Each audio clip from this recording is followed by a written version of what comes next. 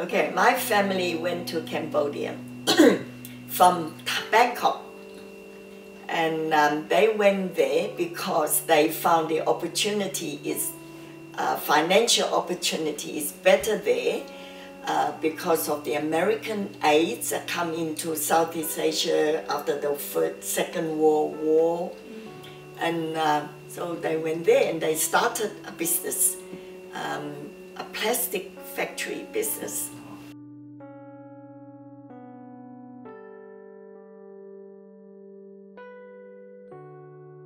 My brother was at the time thinking, yes, I think I will get out now. But by this time it was really hot. The Viet Cong was bombing, and he decided to go too. But he just left it just a few hours. It's hours, it's not days, you know, when he decided to leave. The plane was at the tarmac, engine running, waiting for him to come. But from where he lives to where the airport is, he got shut off. He couldn't get through. So for 5 years, we've lost him, no information, and that's when the whole country was shut down. The news you hear is they just kill people left, right, and center. So for 5 years, we didn't even know he was dead or alive.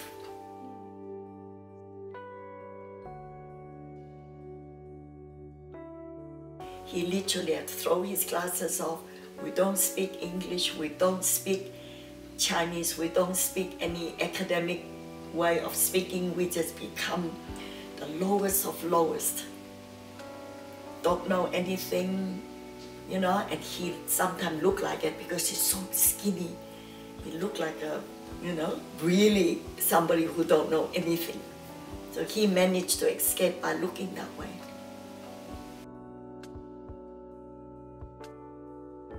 That's what he seen and experienced. You know, the killing that goes on, they kill your child in front of you. And my daughter and her family just went to Cambodia to do voluntary work at an orphanage there.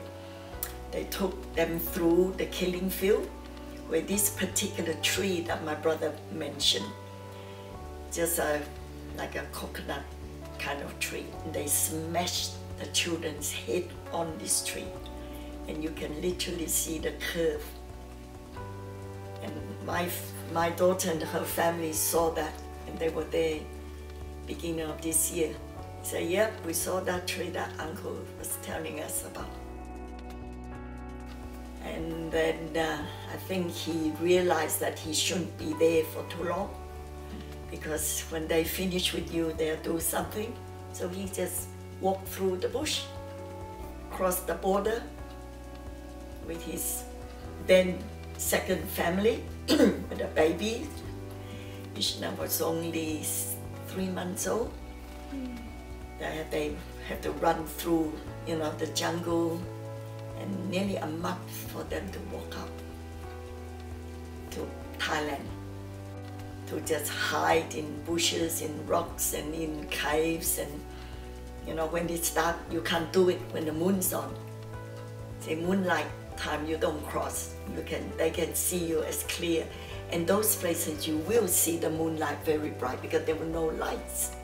Not here in the city, your moon are not so bright, but there is really bright. So you couldn't cross. So whenever people escape, they would watch for that moon and run when it's not full moon. Well, see, I live in Melbourne. Mom and Dad lives here. So when they got a phone call from their friend from Bangkok, so Mom rang me. So you could hear her mice always screaming on the phone, you know. So I then left Melbourne, flew here and met him when he landed here, you know. Oh, but he's already here, I mean in Bangkok. So I flew here to meet Mom, and then eventually he and his family arrived here, so I came back again, and yeah.